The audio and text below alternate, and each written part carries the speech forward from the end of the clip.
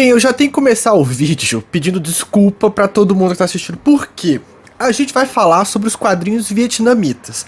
E a língua vietnamita é uma língua chata pros diabos de falar, porque tem tons pra caramba. A mistura louca da colonização francesa em cima da língua asiática fez o vietnamita virar uma coxa de retalho linguística e uma maluquice falar. Então, assim, pra esse vídeo eu vou fazer uma coisa que eu nunca fiz nos outros, e se for legal, eu faço, que é colocar legendas. Por quê? Vai ter muito termo que vai ficar horroroso eu falando aqui. Mas vamos que vamos. Vamos falar da história do quadrinho vietnamita, que é um dos mercados do Sudeste Asiático mais, assim, vibrantes e que consome muito quadrinho online, principalmente webtoon coreana. Assim, chinesa também, mas o webtoon coreano no Vietnã é um dos maiores mercados consumidores desse tipo de mídia. Sem mais delonga, vamos que vamos, e mil perdões pela pronúncia maluca do vietnamita, porque eu não vou falar com os tons certos, eu vou falar do jeito que tá escrito e vai ser fonética freestyle, beleza? Vamos que vamos.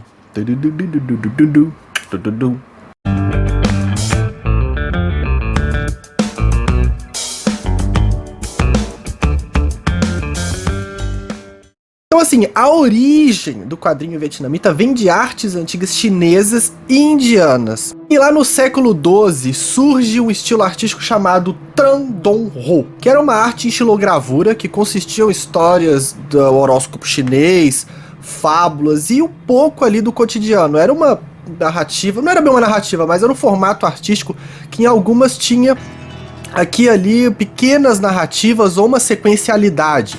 Era uma ilustração muito bacana e muito bem feita, assim, vocês estão vendo a imagem aí. E era tudo feito na xilogravura. Pra quem não sabe o que é xilogravura, você pega um bloco de madeira, você talha ele de forma negativa, podemos dizer assim, invertida, espelhada, passa a tinta e usa ela como uma espécie de carimbo. É muito comum no Japão, na China, em outras culturas também, até vir a litogravura e estilos do metal e por aí vai na evolução do formato impresso, de fato, como a gente conhece. E vendo pelas imagens, dá pra ver que o estilo era muito diferente das outras xilogravuras. Se você pega uma xilogravura japonesa ou chinesa, você vê uma diferença gritante entre esses dois estilos.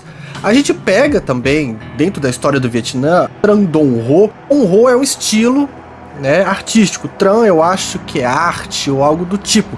E eles pegam o elemento do Dong Ho, que já é a pintura desse formato, é a arte desse formato, trabalham em cima dela e criam um outro estilo, chamado Tran Han Trong. Vale dizer que o Dong Ho é considerado patrimônio cultural vietnamita. É interessantíssimo, é um negócio muito doido mesmo, e é muito valorizado na cultura vietnamita, principalmente depois de um tempo que a França deixa de colonizar o local, depois os Estados Unidos entra, invade, e quando os Estados Unidos saem aí, eles entram numa busca frenética de resgatar esse estilo e manter esse estilo cultural muito forte no país. E aí o Tran Han Trong surge no século XVI, que já está ali em paralelo com as produções do Kyoe japonês, por exemplo, e artes de pinturas chinesas que acontecem nesse período. Os três países ali, a Ásia, artisticamente falando, começam a trabalhar com estilos muito parecidos em épocas muito próximas ali. Só que cada uma com uma pegada artística diferente. A xilogravura japonesa, comparado com a vietnamita, era muito mais pobre, podemos dizer assim, porque o estilo vietnamita é lindo, enquanto o japonês era bonito também, mas era algo bem simplório, podemos dizer assim. O Tran Han Trong fez um sucesso danado, porque eles eram muito feitos em épocas de ano novo. Os desenhos eram feitos em leques e artes específicas para o período do ano novo. Fez muito sucesso, o Tran Han Trong, chegando ao seu ápice ali no século XVIII, XIX, até 20 também a gente pode colocar, e quando cai declínio com a entrada do budismo e do confucionismo, e a ideia que era algo propriamente vietnamita vai misturando com outros elementos culturais e religiosos e vai perdendo força. Então Tran Han Trong vai tendo um declínio, ele meio que acaba ali no século XX, nos anos de 1900, porque acontece muitas coisas no país, a mentalidade cultural muda, o estilo artístico muda, influências externas do ocidente entram em peso ali também, então começa a ter um declínio, e você consegue encontrar muitas dessas artes em museus. Eles têm um resgate muito interessante, o Vietnã tem um resgate muito interessante dessas artes históricas, tá tudo em museu, você pode ir lá ver. O Tran Han Trong. Mas aí vamos já para algo impresso. Em 1866, o Nguyen Dinh Chieu escreve um livro de fábulas e poemas chamado Luc Van Tien. E em 1897, o livro é traduzido para o francês a pedido de um cara que adorava a cultura vietnamita chamada Eugène Gibert. Ele pede que pegue aquele livro de poesias, adapte em formato ilustrado e traduzido para o francês. Tinha a tradução do francês e o texto original em vietnamita, para vocês terem uma ideia. E ele pede para o artista fazer isso. E aí, tem um cara chamado Luc Ductrar. Cara, esse bicho é um monstro. Ele faz mais de 1.200 ilustrações para adaptar esse livro de poema. E é ricamente ilustrado e tem sequencialidade. Vale dizer que na França, nessa época, em 1897, já tinha uns formatos quadrinísticos surgindo, assim. Eu falo brevemente disso num vídeo sobre a primeira adaptação cinematográfica de um quadrinho, e a gente vê que desde meados do século XIX, na França, já tinha um trabalho de uma narrativa sequencial pensada, não pensada para ser quadrinho, mas pensada para ser estampada, ilustrada com texto e imagem, uma fusão ali. Não vou dizer que é um proto-quadrinho, porque ele já tem uma estrutura muito própria de quadrinho, não é pensado para ser um quadrinho, mas funciona muito bem como mídia quadrinística. Então, esse Eugène pede pro cara, então a França já tinha entrada de materiais, jornais, revistas, que tinham esse formato narrativo sequencial de texto e imagem. Então, quando o Leductra pega para fazer, ele já tem uma inspiração dentro dessas revistas e coisas do tipo, e não sei se o Eugène deu algumas dicas ou não para ele, mas tem páginas dessa obra que lembra muito quadrinho, tem uma certa diagramação, tem uma organização de texto e imagem fluida, que lembra muito uma história em quadrinho per si. Que é o que vale a pena eu pontuar aqui para vocês, que é o seguinte: vocês já devem ter percebido que o termo mangá em japonês é parecido com manhwa em coreano, que é parecido com manhwa do chinês. Todos eles têm a base da palavra, que é o mangá, que, né, os três países tiveram influência do chinês ali para montar a sua língua, seu sistema de escrita, mas os sons para cada país muda, né? E no Vietnã não foi diferente, porque teve influência chinesa. Então, antes dos franceses colonizarem, invadirem o Vietnã, eles chamavam os quadrinhos de manhua, que era arte rápida. E também tinha o Lian Hua Hua, que eu vou falar da China, que tem o Lian Hua Hua, que é uma história em quadrinhos, antes de história em quadrinhos propriamente dito, como a gente conhece, que era muito popular na China, foi muito popular mesmo. Esperem um vídeo do quadrinho chinês pra vocês verem. E aí no Vietnã era o Lian Hua Hua, que é, em tradução do vietnamita, é uma história contínua, ou seja, os quadros e o texto vão criando uma imagem, uma história maior, e não propriamente algo de 1 ou 2 quadros, ou algo que funciona numa mesma página, como o manhua, assim como o mangá em japonês, que eram desenhos mais rápidos, mais livres, sem aquele apreço anatômico que tinha nas artes, por exemplo. Principalmente com sistemas de ukiyo-e que tinha a representação do bijinga, que eram mulheres bonitas. Então tinha uma estilização anatômica, mas seguia bem próximo, não era algo naturalista. Posso estar falando merda aqui, eu não tenho conhecimento tão grande assim de arte. Não era algo naturalista, próximo do que a gente tem no mundo real, mas tinha um rigor anatômico mais elaborado em alguns artistas, podemos dizer assim. E o mangá meio que quebra isso, fazendo desenhos mais rápidos, mais dinâmicos e sem tanto rigor anatômico. E um outro que é próprio vietnamita, não tem no Japão, Coreia e afins, que é o Phong Tuc Hoa, que eram ilustrações, histórias narrativas do cotidiano. Contasse a história cotidiana, é tipo Slice of Life, conhecido no webtoon, no mangá, que é um estilo de arte sobre uma vida cotidiana normal, sem muita coisa, sabe? E aí rola a colonização francesa, eles passam a chamar os quadrinhos de Hoat que Roi, a palavra, né, da imagem permanece, que era voltado já para a história em quadrinho, Hoat que Roi, e tinha o Ri Roi, que era a charge. Chegamos em 1908, outro francês envolvido aqui na parada. Esse francês aqui, o Henri Auger, faz um livro gigantesco, é uma baita de uma obra chamada Technique du Peuple Amanite, ou Técnicas do Povo Amanita, que basicamente a publicação era o seguinte, era uma coletânea de fotos, ilustrações, textos contando o dia a dia, o cotidiano desse povo, do povo Amanita. Só que o Auger, aqui já em 1900 e pouco, já tinha a Semana de Suzette, já tinha o ideal de quadrinho. Quadrinho já era uma mídia forte e consolidada na França, nos Estados Unidos e em outros países. Então aqui ele já cria uma história já num formato quadrinístico. Não era nada muito elaborado, quadro, sequencialidade, diagramação, coisa do tipo. Não, mas tinha uma cadência temporal, uma cadência cronológica, uma cadência narrativa, contando algumas atitudes, algumas ações que esses povos faziam. Sei lá, vamos colher arroz aqui. Ele mostrava do processo do colhimento do arroz. Então vinha o carinha descendo, pegando, puxando as vagens do arroz, levando e coisa do tipo. E algo bem simples. E assim, são divididos em 2 volumes e contando tudo tem tipo 800 páginas. É um baita de um documento, de um registro histórico interessantíssimo, de um período de tempo bem doido. Na década de 30, assim como acontece em vários países, o quadrinho vietnamita anda com suas próprias pernas. Eles pegam a influência ocidental, misturam com a sua influência própria, local, vietnamita, e criam suas primeiras histórias em quadrinhos. Então, em 1932, é lançada a obra Cha Che e Li Toet, de Nat Lee, e desenhado pelo Nguyen Gia Triet, totalizando 180 episódios. Eram histórias cômicas, numa pegada bem parecida com Gordo e o Magro, a pantomima e algo do tipo. E ele saiu no jornal Phong Hoa. Aí, com o fim da Segunda Guerra Mundial, a França vaza do Vietnã, né? Então não tem mais a influência francesa, aí pra eles é melhor ainda. Porque assim, a França deixou cicatrizes e marcas muito pesadas no povo vietnamita. E com a saída desse país safado, eles começaram a ter um movimento para resgatar a cultura antes do domínio francês, antes do domínio ocidental. Então eles começaram a fazer movimentos para resgatar as origens do país. Então, valorizar a cultura vietnamita, então peças publicitárias, propaganda, quadrinhos mostrando algo fanista do Vietnã era muito comum de ser veiculado nessa época. Não bastasse isso, eles também começaram a ter o movimento de adaptar literatura vietnamita para quadrinhos, justamente para diminuir a taxa de analfabetismo, e foi um sucesso. A taxa de analfabetismo caiu pra caramba e deu mais valorização pro formato quadrinístico de material artístico e material de leitura, porque querendo ou não, o quadrinho é um baita instrumento para ensinar a ler, para ter uma cultura de leitura, e é o mais legal que trabalha os dois lados do cérebro, da escrita e da análise imagética. Ou seja, o quadrinho é completo.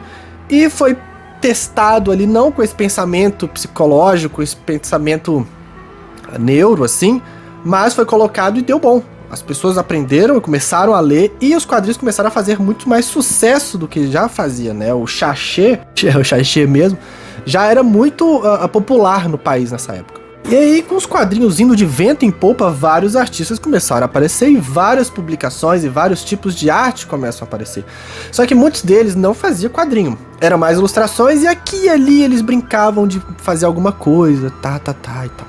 Os anos 60 é o período foda do Vietnã. A gente, depois de várias nomenclaturas de quadrinho, a gente tem a nomenclatura definitiva hoje em dia no Vietnã por conta de uma revista que sai em 62. A Tuoi Hoa, né, uma revista quinzenal, depois ela vai virar mensal. Ela é lançada com histórias bem massas, com vários tipos de coisas, histórias de guerra, de aventura, de romance. Tem uma veinha noveleira ali do povo vietnamita.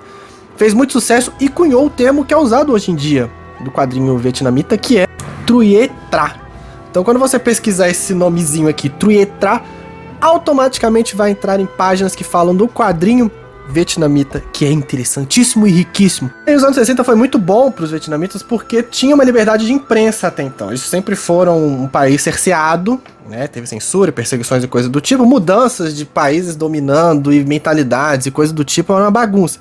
Mas nos 60 eles gozavam dessa liberdade. Imprensa, eles podiam fazer várias coisas diferentes e interessantes. Porque tiraram um presidente autocrático e nepotista depois de 10 anos de governo, e aí, cara, eles estavam livres, estavam soltinhos, alegria, vamos produzir coisa. Entrou também investimento soviético, mas deu problema porque o papel que eles usavam, a tecnologia a soviética não aguentava, era um negócio bem doido, mas calma lá, vamos chegar lá. Como eu falei, a Tuoi Hoa apresentava histórias de bons costumes, coisas culturais, algumas HQs, histórias familiares, de romance, e depois começou a publicação, sci-fi e aventura. Eu destaco esses títulos que saíram nessa revista: Ki An, de Duan Duc Tien, e outra chamada Tak Coen Ruen Bi, de uma autora chamada Vivi, e outra chamada Sie Vu Tron, meu Deus, Diep Vu Ngoia Bai, de Nguyen Sentai. E nessa época também publicações francesas, estrangeiras começaram a chegar, como o Lucky Luke, né? O Lucky Luke. O Lucky Luke, que foi chamado lá de Luke Ku. Como eu tinha falado, né, da União Soviética, os desenhos dessa revista eram voltados para o estilo feito ali na União Soviética, que era o realismo soviético. Então você vê que nessas histórias o rigor anatômico é extremamente perceptível, tinha essa importância para o corpo, para representação muito parecida, naturalista do corpo humano, da anatomia, né? Não era nada maluco, torto e deformado, que vai acontecer mais pra frente no mercado de quadrinho vietnamita, quando a influência do modernismo e coisa do tipo entra, e aí eles metem um louco e fazem um estilo próprio, coisa do tipo. Aí beleza, nos anos 70 saem as tropas americanas, portanto dizer, a guerra do Vietnã, aquela pataquada toda, e a União Soviética investe grana. O Vietnã leva tecnologias de imprensa, mas o Vietnã usava um papel próprio deles, era uma árvore, é uma árvore ali, vietnamita, que é muito fácil de ser tirada, de ser produzida, né, a papel é feito da casca da árvore, era muito fácil de colher essa casca da árvore e fazer o papel, só que as impressoras, as prensas soviéticas não conseguiam aguentar o papel, porque esse papel ele era mais grosso e voltado para ter uma durabilidade maior, e aí não aguentava, travava, entupia tudo, virava uma merda, e esse papel, por incrível que pareça, no Vietnã era mais barato, porque tem muita dessas árvores, ou tinha, não sei como tá a situação das árvores. O papel chama do, que vem da árvore do. E aí, como tinha muito, era fácil de fazer, era muito mais barato que o papel normal, estrangeiro, sabe? Então, eles tinham essa peculiaridade, né? Se esse fosse fácil de imprimir e os outros países tivessem a tecnologia certa pra fazer as prensas desse negócio, porra, ia arregaçar o Vietnã de novo a pegar isso, né? Porque nessa época também, com o fim da Segunda Guerra, o papel torna-se mais barato. Então pensa, no Vietnã o papel já era mais barato, fica mais barato ainda. Só que, né, para produzir, para imprimir esse papel era uma trabalheira dos diabos. Então ela fica muito ali na região do Vietnã, né, o papel do. Então você via que as impressões... Era uma impressão meio porca, vou colocar bem sincero assim. Não era aquela impressão as melhores da coisa, era muito poroso o papel. Mas ainda assim dava pra fazer lá do jeito que eles conseguiam. Os anos 80 a gente tem o advento das cores. Uhul! Meu arco-íris no ar. A alegria dos coloristas, as histórias em quadrinhos começam a sair em cores. Uau! Muito mais legal, muito mais chamativo, que lembra as ilustrações da xilogravura do Dong Ho, da própria arte Dong Ho, que era colorida de uma forma muito rica e interessante. E aí, cara, popularização ali comendo solta, revistas que saíam com 150 mil cópias vendidas e coisas do tipo, era muito interessante, era muito rico, tava de vento em popa a produção de quadrinhos do Vietnã. Mas aí, aquela coisa, toma censura de novo. E aí, para eles contornarem a situação, eles faziam histórias de guerra, com propostas, com situações ufanistas, representações de guerra, por exemplo, sei lá, guerra, vou jogar um exemplo bem claro, uma guerra que tiveram com a China, ou com algum outro país, eles representavam isso, ou histórias que mostrassem o potencial do povo vietnamita, sabe, a cultura vietnamita em destaque de outros países, por exemplo. Aí passava do crivo, histórias de conto de fadas, pô, maravilhoso, não tem... É metafórico, não tem ninguém atingido diretamente, pessoas ofendidas. Claro que alguns artistas colocavam umas críticas aqui e ali que passava batido pelo crivo do censor, mas passava, né? Então a galera fazia vista grossa ou falava, legal, bonito isso aqui, passa. E aí passava. Então histórias de guerra e contos de fada nesse período tinham a popularidade. Assim como histórias educativas e coisas do tipo também eram veiculadas no Vietnã. Aí chega o fim dos anos 80, o fim da censura, e aí começa a ter muita entrada de elementos ocidentais, muito mais do que tinha antes, porque os anos 90, porra, a globalização já tava comendo pelo ladrão. Então muita influência do ocidente, muita influência do mangá também começa a entrar no Vietnã, e um movimento muito cabuloso, muito foda que aconteceu no Vietnã, vem da influência japonesa ali. Vale dizer também que a pirataria era o grande foco, assim como em Hong Kong. Na China, no Vietnã também eles faziam muitas versões piratas. E aí, nos anos 90, vem um cara que começa a fazer uma parada de forma oficial e depois, quando acaba a parceria, ele descamba para fazer as versões piratas desse personagem. Estamos falando do Nguyen Hung Lam, que ele revoluciona ao fazer quadrinhos chamados Dun Si Resma, ou Heróis Resma. O que era o Heróis Resma? A empresa do Voltron, aquele robô famoso, entra em contato com uma editora vietnamita e propõe lançarem quadrinhos do Voltron feitos por um artista vietnamita no Vietnã. Beleza, perfeito. Parceria acontece. Então acho que os primeiros 4 ou 5, se não mais ou menos volumes, eram versões oficiais, até que a parceria acaba e o Niguia fala assim, porra nenhuma, eu vou continuar fazendo. E aí ele continua fazendo histórias do Voltron. Então vira uma maluquice danada. Então vira umas maluquice, vira um robô lutando com o Wolverine, depois vira um robô lutando com outro robô que não tem nada a ver com o panteão de personagens do Voltron, sabe? Vira uma loucura e é muito interessante. O Pirataria é muito bom por causa disso. Inclusive eu tenho um vídeo falando sobre versões piratas do Mickey, convido vocês a assistirem, vou deixar o link no card, vou deixar o link aí embaixo. Fique à vontade pra assistir. E aí com muito elemento de mangá, velho, chega a vender 180 mil cópias essa história do Resman, do herói Resman, com um Voltron pirata, olha que coisa incrível. E aí com o sucesso desses tipos de quadrinhos extremamente influenciados pelo ocidente, a galera começou a falar, vai ter apagamento, vai ter a destruição do quadrinho vietnamita, meu Deus, ai, faça alguma coisa. Não acontece a destruição do quadrinho vietnamita, vale mencionar isso. Só que aí nos anos 2000 surge a saturação. Tem muito quadrinho aqui, velho. Porra. E principalmente a invasão dos quadrinhos chineses. As novels ou os mangás, os quadrinhos digitais chineses, os manhwa digitais, entram com tudo no Vietnã. Não só chineses, japoneses e coreanos também, como eu mencionei anteriormente, com a influência do mangá naquele rolê do Voltron. Mas aqui, nos anos 2000, esses 3 pilares, até porque hoje em dia a gente vê que o Japão e agora a Coreia tá chegando a níveis alarmantes de publicação de quadrinhos. A China também, tem os quadrinhos chineses online que faz muito sucesso, muitas pessoas começam a aprender o idioma chinês para ler novels e webtoons. Não webtoons, né, mas manhwas, ou quadrinhos digitais. Tem um site que é o Comicola, que é um dos mais famosos do Vietnã, que guarda e é um site feito para quadrinho digital e tem uma cacetada de títulos lá. Vou deixar o link pra vocês visitarem, caso tenham interesse também. E tem um quadrinho que eu vou deixar em destaque aqui, que na minha pesquisa eu achei ele lindo e, cara, merecia muito sair aqui no Brasil, com uma pegada muito louca chamada Deus abençoe o advento da legenda, que vai ter que... Esse vídeo pro do Vietnã vai ter que ter legenda, gente. Os outros talvez eu não faça, mas se esse fizer sucesso, comenta se gostaram ou não da legenda, aí os outros vão ter.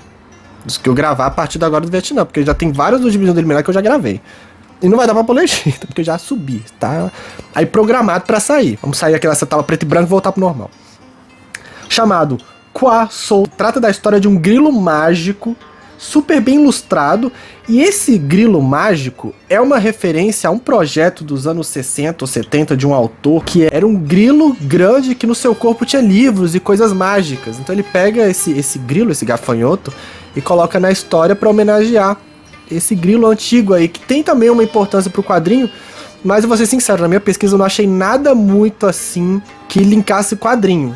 Saía muita literatura, não sei se era a tradução automática que errou, coisa do tipo, mas eu não vi muita ilustração desse projeto, e sim mais texto. Aí eu resolvi não colocar aqui, eu coloco essa notinha, né, desse quadrinho que tem esse grilo, que é referência a esse grilo feito aí no Vietnã, que era uma campanha também pra alfabetização e coisa do tipo. E outro moderno também, que é incrível, traço, puta, que estilo foda, que se chama Long Tan Tuong, de 2014, que trata de uma história fictícia durante os domínios chineses no país, e foi feito pela dupla Fong Duong, né, que são 2 artistas ali que criam esse nome. E o estilo deles é muito parecido com o meu mangaka favorito, Matsumoto Taiyo. Então, cara, ver essas imagens me fez ficar contentado. Falei, cara, será que eles têm influência do Matsumoto aqui nessa parada? Não sei. E, cara, é um puta de um quadrinho massa pra ser publicado aqui. Principalmente hoje em dia que o quadrinho brasileiro tá muito diverso. O mercado de quadrinhos estrangeiros aqui no Brasil tá muito diverso. Demorou, mas tá chegando. Agora, com a Conrad, tá saindo muito artista sul-americano.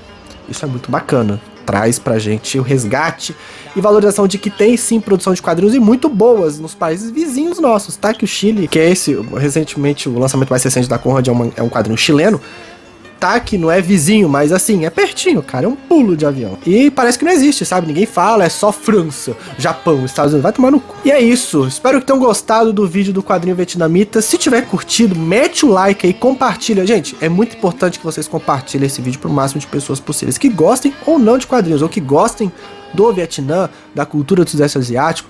E é importante para o canal também você divulgar e chegarem mais pessoas e mais pessoas saberem que há produção aqui no YouTube sobre mercados diversos de quadrinhos. Espero que tenham gostado, um beijo para vocês e até o próximo vídeo. E não esquece, se tiver chegado aqui, comenta se você gostou do rolê da legenda. Se tiver gostado, eu coloco nos outros vídeos. Eu acho. Eu tenho que usar um outro editor, mas aí vou ver. Vamos ver o que vai dar. Beleza? Um beijo pra vocês. Agora sim, até o próximo vídeo.